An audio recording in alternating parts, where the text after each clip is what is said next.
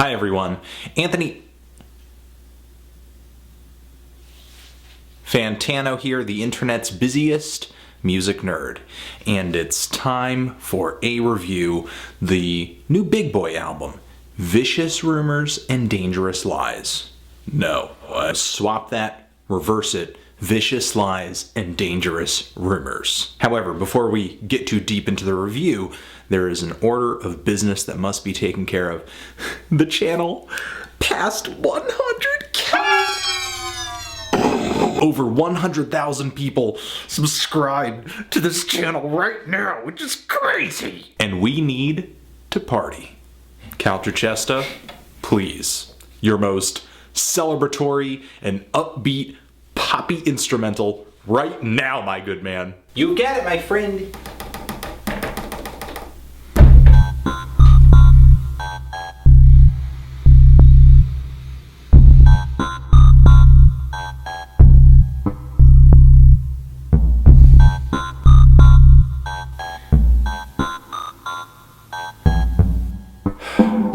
You're a jackass, and I wish you were dead. Big Boi is a Georgia rapper. This is his sophomore full-length LP. And as he says in the very lyrics to this album, he is known as one half of the infamous hip-hop project duo Outkast, whose first 4 albums are pretty much essential hip-hop listening. However, together, Big Boi and Andre 3000 have not really done a new album of studio material since 2006's Idlewild. And since then, the two haven't really been putting all that much effort into holding us over with, you know, solo material. Andre 3000 keeps really busy with a lot of feature spots on tons of tracks, and also keeping his facial hair really stylish. And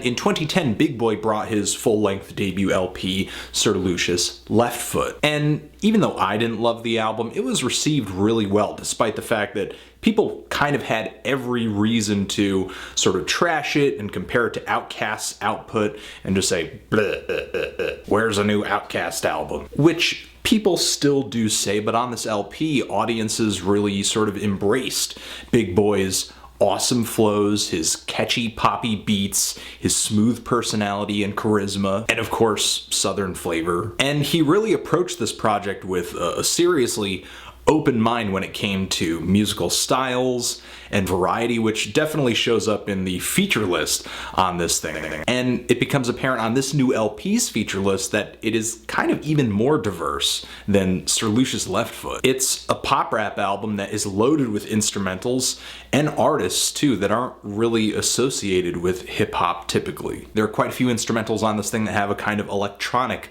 flavor. The closing track on here is like an acoustic jam. The song Raspberries is loaded with all these melancholy synthesizers. Big Boi invites producer-singers like B.O.B., Bosco. He brings on A$AP Rocky too, as well as indie artists like Wavves, Fantagram, and Little Dragon. The last of which brought this album a lot of hype because people were interested in why Big Boi would even want to collaborate with Little Dragon. What would they even do together musically? At the end of the day, this LP is a real mix bag, and Big Boi's willingness to hit his fans with a bunch of tracks with a bunch of different styles and flavors to them is maybe the most unique and likable thing this album has going for it. However, whether or not it is well performed, written, or produced is a totally different story. Because when it comes to those aspects of this LP, Vicious Lies can be a little kind of hit or miss. There are definitely highlights, great tracks, strong singles on this thing,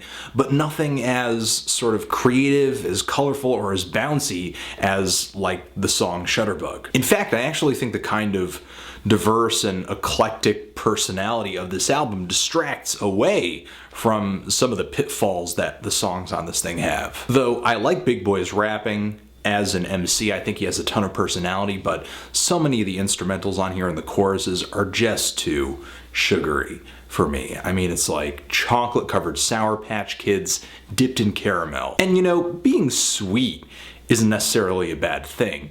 I just have an issue with just being simply sweet. It's sweetness and nothing really else to enjoy, like on the song Raspberries, which has a cute little instrumental, but the singing all over that track is just bad. And that is repeated on the track Tremendous Damage. Not with Bosco though. He sings really well on that hook, even though it is kind of generic. But once Big Boi comes in and starts singing, the melody, it just lacks so much personality. It sounds like a million other songs that have already been made. And he sings with no sincerity or emotion or energy at all. There's a real night and day difference between his singing and when he goes into rapping a line about the Wright brothers and having to crash before you actually succeed, right after where, wow, it actually kind of feels like he's putting something into what he's saying right there. I feel the same way about the closing track on here too.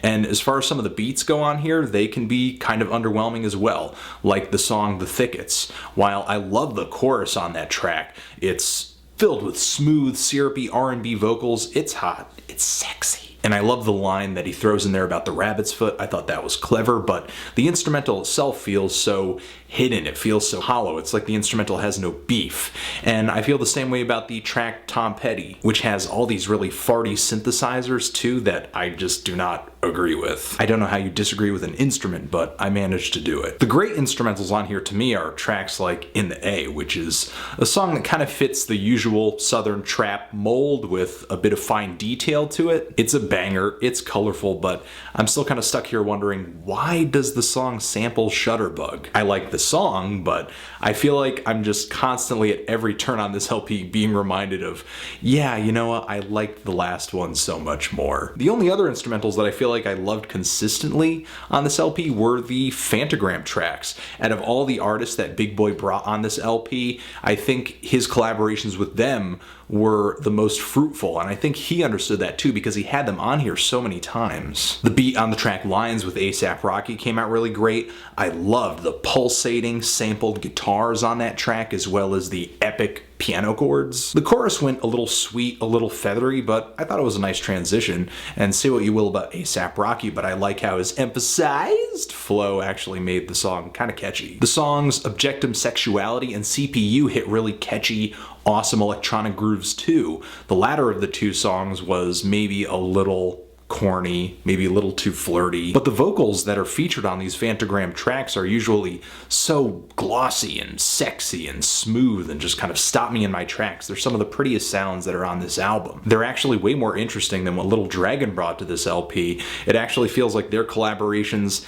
they didn't really have a lot of input in them, where they just weren't that fun or creative or bold, and they were just all kind of stashed in the back of the songs to the point where you can't even really tell that they're there. The hook on the track that Kid Cudi is featured on is okay, but again, that song kind of takes a corny, modern look at love, and in this instance, it's kind of like breaking up in the modern age, involving Facebook and deleting pictures. Technology is affecting relationships. This song does acknowledge that, but still, emotionally, subject-wise, it feels kind of one-dimensional. You already kind of rounded this base with the song CPU, and you did it much better there. I thought the Kelly Rowland feature was decent. The Wavves hook, which could have totally gone terrible, was decent as well. But the thing is, these collaborations that are on this album didn't really feel as surprising or as explosive as they looked to be on paper. It's like Big Boi already had this kind of preset formula planned out for all these songs, and he's just sort of plugging guest singers and songwriters in and out.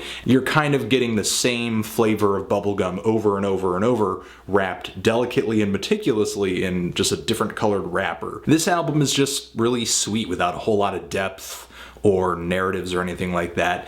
Big Boi still comes off kind of clever on a lot of these songs. His flows are still really strong, but this album didn't really have as much direction or as many strong songs as Sir Lucius did. I just didn't find a lot of conviction on this new Big Boi LP. It just felt like one kind of breezy, forgettable pop rap song after another. I'm feeling a decent to strong 5 on this LP, and I want to know, what do you think of it? Did you love it? Did you hate it?